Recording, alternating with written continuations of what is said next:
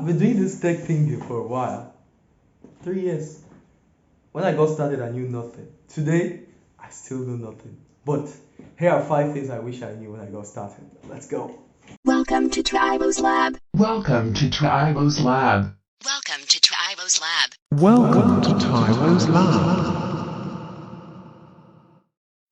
The first and a very, very important point is building small projects. We all understand how important it is for you to build projects when learning software development. However, we tend to misunderstand when they say build project. A lot of us think you're supposed to build the next Facebook or Google. That's not necessarily true. Small projects are best for showcasing skills and they take less time.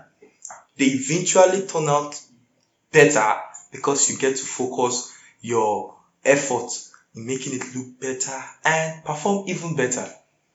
When I got very, very comfortable building projects, I went ahead to build very, very huge ones. And the bulk of them failed, understandably.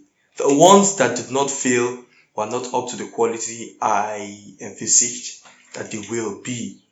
So I will advise every software development newbie to build small projects.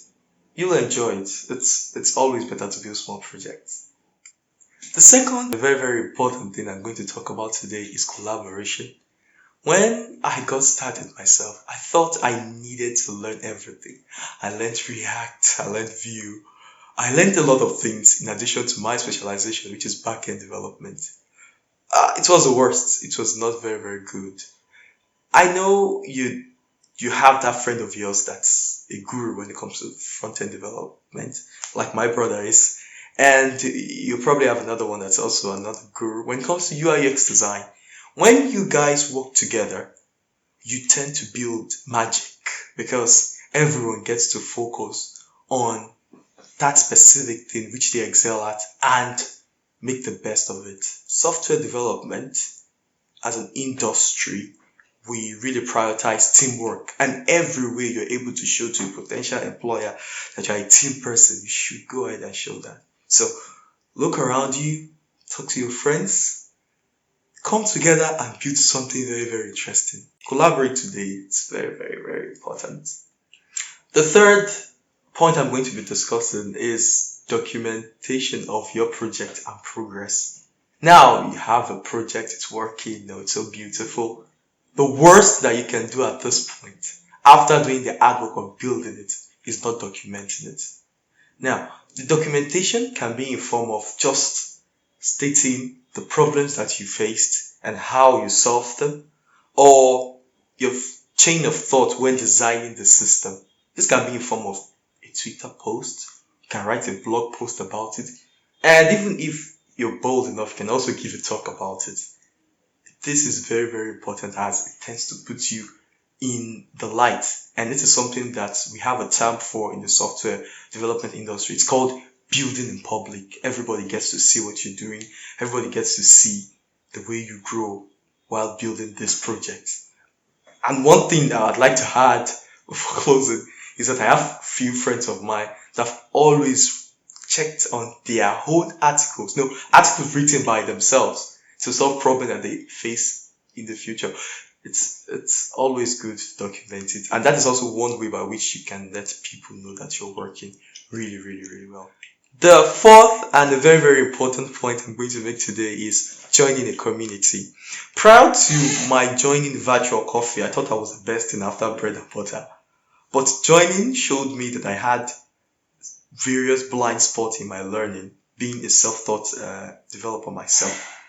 A community allows and provides a supportive environment and a conducive one for newbies to grow.